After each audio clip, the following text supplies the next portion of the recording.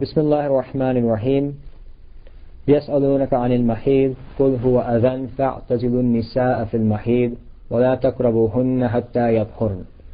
This is an ayah again from Surah Al-Baqarah, and this ayah mentions that the Sahaba asked the Prophet ﷺ regarding hayd. Hayd is the monthly cycle that a woman undergoes. The Prophet ﷺ was commanded by Allah to say, "Qul huwa adhan," say it is a sickness, or a type of impurity. فَاعْتَزِلُوا النِّسَاءَ فِي الْمَحِيضِ, you should avoid women at the time of their cycle. وَلَا تَقْرَبُوهُنَّ حَتَّى يَطْهُرْنَ, and do not approach them until they are purified. So the next chapter that we want to discuss actually is a discussion of hayd. And within this also comes a discussion of nifas and a discussion of something called istihadah. There's really three terms that you need to understand. Number one is hayd, number two is nifas, and number three is istihadah. All of these terms describe blood coming from the uterus of a woman. The uterus is an organ in the woman, and the blood will either be hayd, if it comes from the uterus, or it'll be nifas, or it'll be istihadah. Hayd is also called menstruation. You could translate it as menstruation. It is the blood that comes from the uterus during the monthly cycle, during a woman's monthly cycle. The maximum time, and now you're assuming that the woman is going through a monthly cycle, so not in a 5-year-old child, but in, for example, someone who's 10, 11, 12, past the age of puberty. If they have blood that comes on a monthly basis, that's called hayd, or we call it the monthly cycle or menstruation in English as well. The minimum period for hayd is 3 days, and the maximum is 10 days. And this will become evident why I'm mentioning this in a moment. The second type of blood that can come from the uterus is called nifas. And nifas is defined as that blood that comes after childbirth. So after childbirth, a woman will continue to bleed from the uterus for a given number of days, and that's called nifas. There's no minimum for nifas. Nifas can be even one moment. It could be a day. It can be 10 days. But the maximum is 40 days. And this is actually a very, very misunderstood concept among many women. They think that once they have a child, they cannot pray for 40 days, and they won't pray until the 40th day or the 41st day. That's not true. The maximum is 40 days. So if you stop bleeding, if a woman stops bleeding after 20 days, then she will go ahead, perform ghusl, and then begin to pray. You don't wait out the full 40 days. The third type of blood that can come from the uterus is called istihadah, meaning any blood that comes which is not hayd, which is not from the menstrual cycle, and is not nifas, not that blood which comes after childbirth, is called istihadah. And that's just any kind of general blood that comes from the uterus. It has to come from the uterus. In medical terms, we call it dysfunctional uterine bleeding. It's a uterine bleeding, the blood from the uterus which does not involve a normal function of the human body, either childbirth or menstruation. So this could, for example, be seen if in pregnancy. Let's say a woman is pregnant and she has blood coming from the uterus. That would be considered istihadah.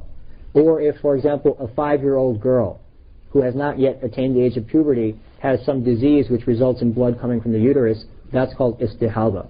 Let's say there's a 60-year-old woman who's postmenopausal, who doesn't have cycles anymore, doesn't have monthly cycles anymore, and she begins to bleed, and this happens a lot, for example, in cancers and things of this nature, then that is also called istihadah. So there's a very different ruling for istihadah than there is for hayd and nifas. Now hayd, which is the monthly cycle, and nifas, which is bleeding after childbirth, both have a similar ruling in the Sharia, in that the following things are not permitted when hayd or nifas are occurring.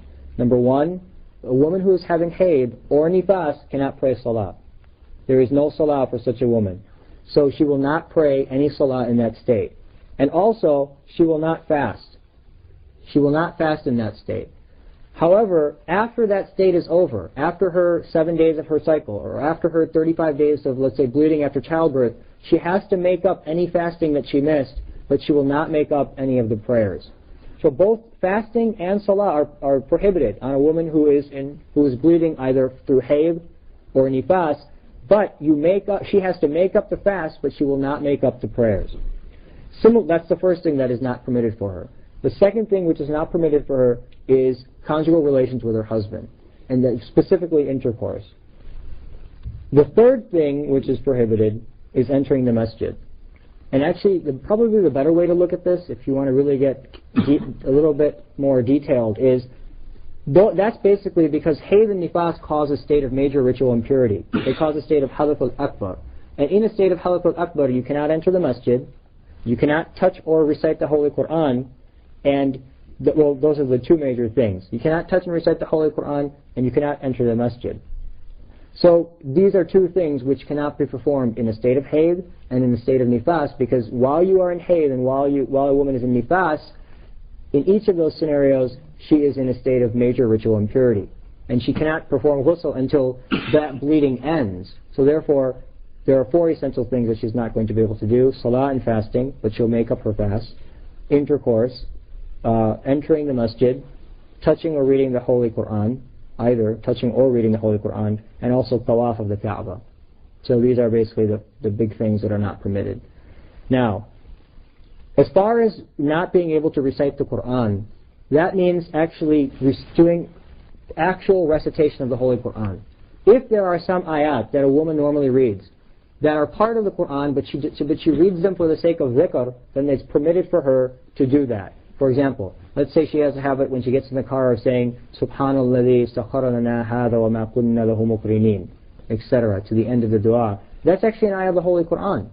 She is permitted to recite that as a dua. As a dua, it is permitted for her to recite that.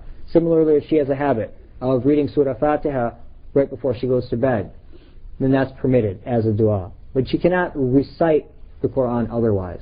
So the recitation of the Quran would be prohibited for her.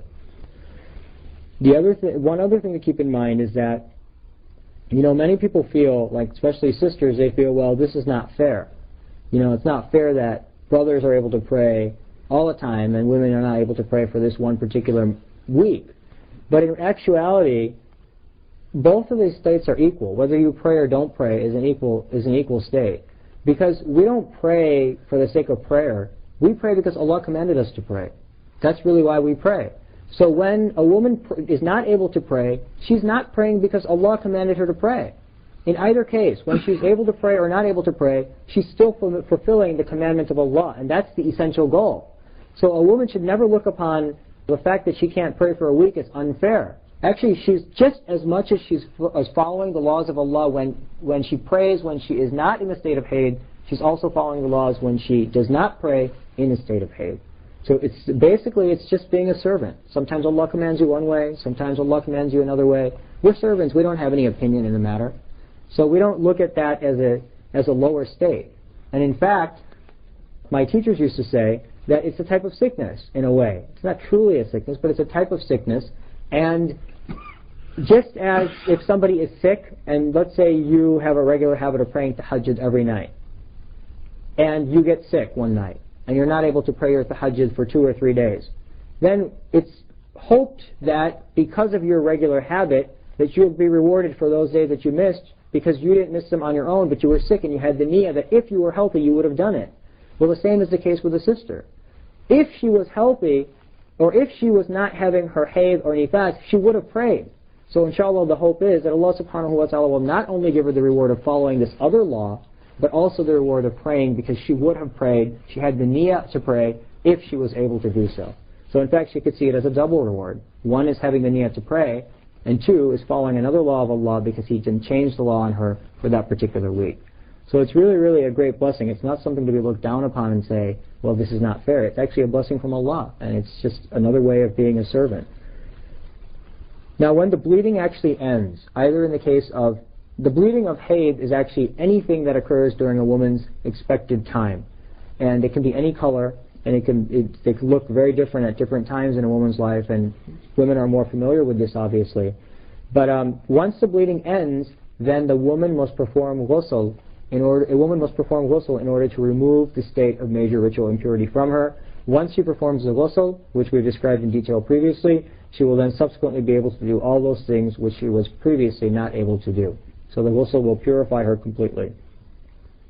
Now overall, hayd is a very, very complicated issue because many, many factors can arise and confuse people. And I don't want to go into too many details. Really, if somebody has an issue, a particular issue, they need to go to their local mufti and spend time with the mufti and explain their situation so that they can get a proper fatwa. But I'll go over some very, very general concepts about hayd so that perhaps it can assist people in knowing when they should go to the mufti and how to ask the question. So first of all is that the monthly cycle is usually a habit. What usually happens is it's a 28-day cycle, most commonly. So every 28 days, this cycle, well actually every less than 28 days, but every month this cycle will occur one time at a regular period. So for example, maybe the first 10 days of the month, and a woman might have this every time during the first few days of the month. So a woman can pretty much identify when she's expecting to get her next cycle. And anything that's seen during that period, when she's expecting it, anything of flow, any color, whether it be black or red or whatever color the blood might be from that flow, that counts as hayd. Now, there are three basic principles that a woman has to keep in mind when thinking about hayd. Number one is that the minimum of hayd is 3 days. Number two, that the maximum of hayd is 10 days. And number three, that the maximum period of purity between two hayd, or the minimum period of purity between two hayd is 15 days, and there is no maximum. So let me give you some examples. For example, let's say a woman has a 3 or 4 day habit. Now women will often know that I have a bleeding habit of 3 days during my hayd. So let's say she has a 4 day habit. Then 1 month she bleeds 4 days, and then she bleeds 4 more days. So now she's bled 8 days total, and then it stops. Well, all 8 of those days will count as hayd. 4 because she had an original base habit of 4, but then 4 more because she still stayed within the maximum of 10. 10 is the maximum. She hit 8. She had 4 habit days and 4 extra days. So those 4 habit days will be her normal hayd, plus 4 more are still within the possibility of hayd, so it'll count as 8 days of hayd. Now let's change the scenario and say, let's say she has a 4 day habit, and then she bleeds 7 more days beyond that. So now she's bled 11 days total, but 10 was the maximum. So actually the first 4 days will count as hayd, and the next 7 days will count as istihadah. Now istihadah is very different than hayd, because in istihadah you can pray, you can have relations with your husband, etc. So we'll talk about istihadah in a moment. So because she crossed the border and went into 11 days, which is greater than the 10-day maximum, the first 4 days will count as her hayd, because that's her standard habit every month, and this next 7 will count as istihadah. If a woman does not have a habit, like a regular habit, let's say 1 month she's 5 days, the next month she's 6 days, the next month she's 3 days, the next month she's 8 days, then the length of time of the previous month is counted as the base habit. So if the last month she had a 5-day habit, then that will be her habit when she's looking at the next month. She'll count that as her sort of tentative habit for that particular, for calculating anything that might be a variation on that in the next month. Now, let's say that a woman has a habit of 4 days, and then she actually bleeds for 5 days. And then the next, so she has a habit of 4 days, and then 1 month she bleeds for 5 days. Then the month after that, she bleeds 5 days, and then she bleeds 6 more beyond that. So she bled 11 days total. Then the first 5 days, since she had the habit from the previous month of 5, those first 5 days will count as istihadah, but since she bled 11 total, then the next 6 will count, the first 5 will count as hayd, and since she bled 11 total, the next 6 will count as istihadah. Similarly, you have to have, if you look at one of the other rules I presented, you have to have a minimum period of 15 days between any 2 hayd. There has to be 15 days of purity between each hayd before you can say that you've entered a new hayd. So let's take an example. Let's say that a woman had 4 days of bleeding, and then she had 15 days of no bleeding, and then she has 4 more days of bleeding. Then we'll say that she had 4 days of hayd, 15 days of purity, and 4 more days of hayd. Those will count as 2 separate hayd. But if she bleeds 4 days, and then she's pure for 8 days, and then she bleeds 4 more days, then we'll say that all 12 days, 4 plus 8 plus 4, all 16 days were bleeding, and because her habit, what will happen is the hayd will equal her habit, and the remainder, the extra will be istihadah. So we'll count all of those days of bleeding since she never entered a period of purity, add them up, and then remove the number that's her habit as hayd, and anything beyond that will be istihadah. That's basically a very, very brief summary of hayd and the different scenarios that can occur, and it's really complicated. Believe me, it's one of the most complicated subjects in fiqh, So for any sister who has a situation where she might be confused, I highly suggest that she consult with her local scholar or with a mufti, because that's the way you're really going to resolve that type of issue, where you can actually interact and explain the entire scenario of what had occurred. Now, all blood that occurs during pregnancy, that is all istihadah. Istihadah means some other type of blood, not haid and not nifas. Because when you're pregnant, you cannot have haid. When a woman is pregnant, she cannot have haid, and she can't have had nifas because nifas cannot occur until half the child is out of the tract. Half the child has to be given birth to, or be out of the uterus before you can enter a state of nifas.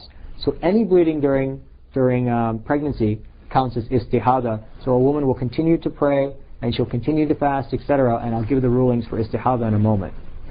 Finally, any blood after birth is considered nifas. Nifas means that bleeding that occurs after childbirth, and nifas is that bleeding that occurs after the baby is born, and it lasts a maximum of 40 days, and there is no minimum.